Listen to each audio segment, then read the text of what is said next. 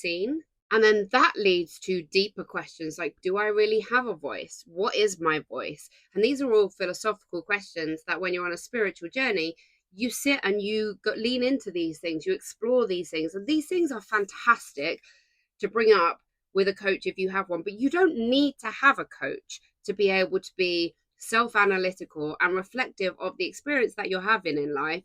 I did this for many, many, many years without having a coach.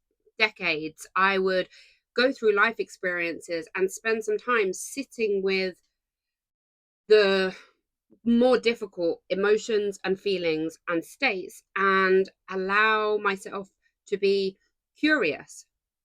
It's really easy when we have a feeling or an experience that we don't like to run away from it, to not think about it, to compartmentalize it and put it up on a shelf and not bring it back out again.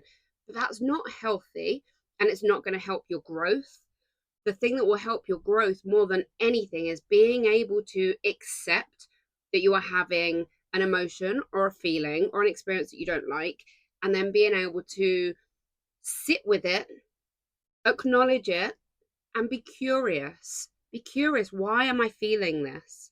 Anxiety is a state of being, and it's a heightened sense of awareness. Now, if you've been in traumatic relationships or you've had any kind of trauma in your life, this heightened sense of awareness might be something that you live with all of the time. Again, this is something that applied to me for a long time before I did the deep work to undo this. And emotions, energy in motion. Emotions, if we don't allow them to breathe, allow them to be, we shut them into a box, and it's a bit like trying to put a whirlwind in a glass jar. I mean, it's a terrible idea to just shut your emotions down. If you can learn to be curious and think about, why am I feeling this way? What is happening in my life right now that could be leading me to feel anxious or any other emotion that you find difficult? Then you will find that anxiety can actually be a really incredible guide. Anxiety can be an experience that you have that lets you know that you don't feel safe. Why don't I feel safe? What do I not feel safe about? And then you can remedy that situation. It's very clever. Anxiety is very much like pain. We touch a hot radiator, it hurts, we pull our hand away. And it's the same for anxiety. We learn, if we tune into anxiety, what experiences in life make us feel uncomfortable. Where are our boundaries? What can we deal with, and what is too much for us to deal with? So back to my story, finding out that my anxiety is hidden under layers of not feeling seen, not feeling like I have a voice. This isn't something that I can necessarily just change, and that's okay. You don't have to have a conclusive answer and a conclusive response and a conclusive solution when you figure this stuff out. The process of exploring what's going on for you is often enough. The fact that I know that my inner child, my subconscious, is feeling like it's not being seen, it's feeling like my voice is not important, bringing awareness to that, shining a light on that, and just holding space for that. To be honest, a lot of those feelings are resolving themselves just by bringing it into awareness. There might be some work that I do around that to heal my inner child and to make me feel heard. I might do some work on boundaries.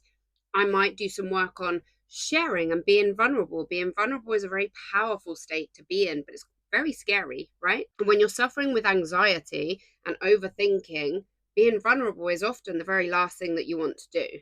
But sometimes it's the thing you need to do. But the point of this video is to let you know, if you are suffering with anxiety, or if anxiety comes and goes in your life, you can use it as a guide. Be grateful that you're feeling it, because it's an opportunity for you to explore your life, explore all the different elements of your life that could feel out of alignment for you.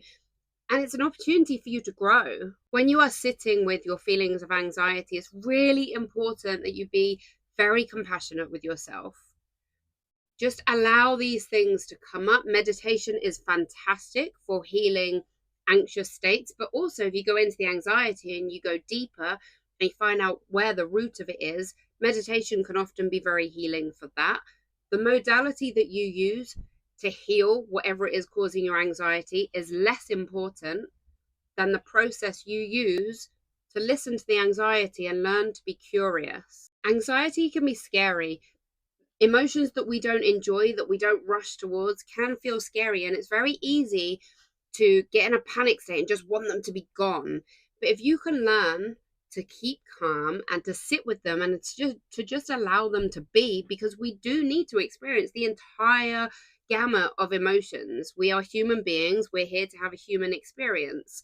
If you can learn to sit with all of the different emotions, you will just become more grounded, more confident, and less fearful when these feelings come up for you.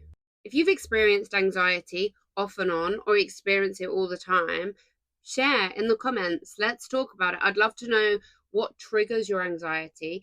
And also, when you feel the anxiety, what do you immediately want to do about it? How do you cope with it? Do you make a duvet fort and stay underneath it until the anxiety is gone? Do you use it as a reason to explore your life and the people in it and find out what's wrong? Why do I have this feeling? Do you run away from it? Do you pretend it's not there? I'm interested. Let's have a conversation about it. As always, guys, thank you so much and have a great day.